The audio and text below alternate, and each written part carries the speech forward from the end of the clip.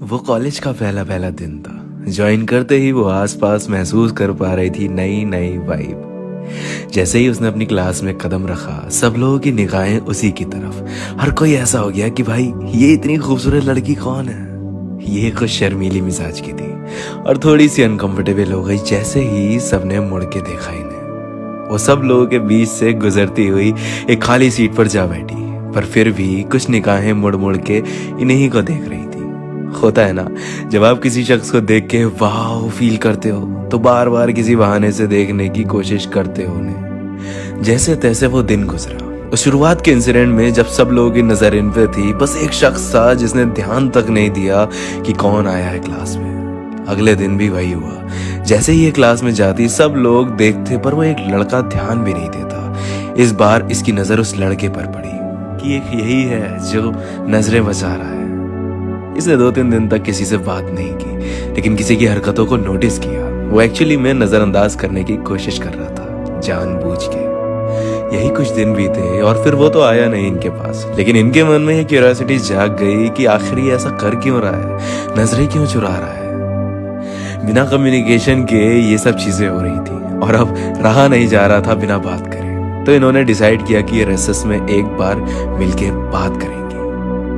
Races हुआ और ये उस लड़के के पास गई और हाथ हिलाते हुए कहा हाय।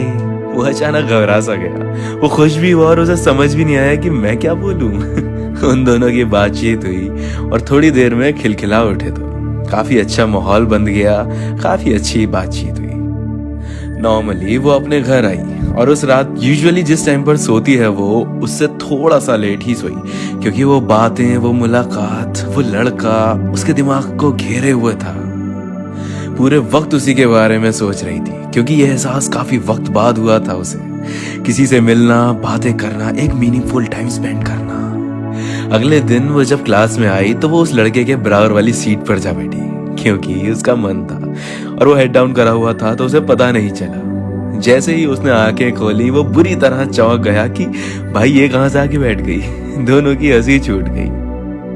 यही कुछ दिन, हफ्ते और महीने बीते। दोनों काफी ज्यादा गहरे दोस्त बन चुके थे। ये काफी ज्यादा अटैच्ड हो गई थी उससे और वो भी काफी अटैच्ड था। कहीं ना कहीं दोनों के ही मन में फीलिंग्स आ गई थी।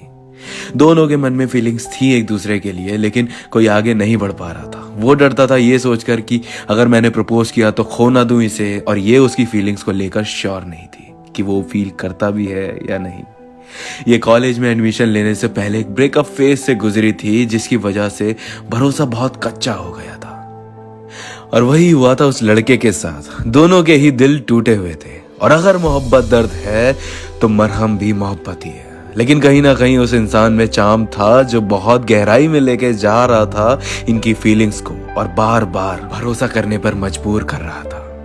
वैलेंटाइंस वीक करीब आया। रोज डे पर तो कुछ नहीं किया, पर प्रपोज डे की शाम को इसने उस लड़के को मैसेज करके एक जगह पर बुलाया। जब वो लड़का वहां पहुंचा तो वहां सिवाय ठंडी हवाओं के कुछ नहीं था।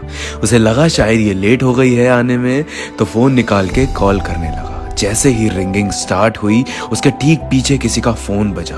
उसने चौंक के पीछे मुड़ के देखा तो वो ठीक पीछे अपनी नीज पे बैठी हुई थी, हाथ में रोज लिए।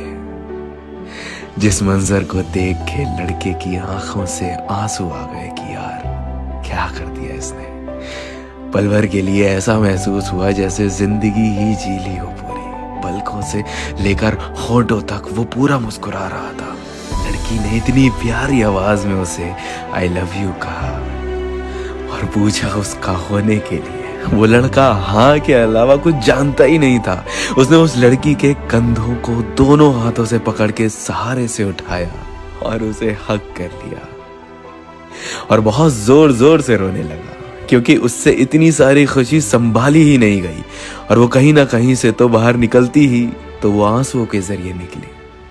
दोनों के टूटे हुए दिल एक दूसरे में जुड़ गए। दोनों के अधूरे जज्बात एक दूसरे से पूरे हो गए। दोनों ने उस चांदनी रात की रोशनी में जब एक दूसरे के होठों को चूमा तो चांद भी जैसे शर्मा गया। दोनों को खोई हुई मोहब्बत मिल गई और मिल गई हिम्मत जिंदगी साथ जीने की।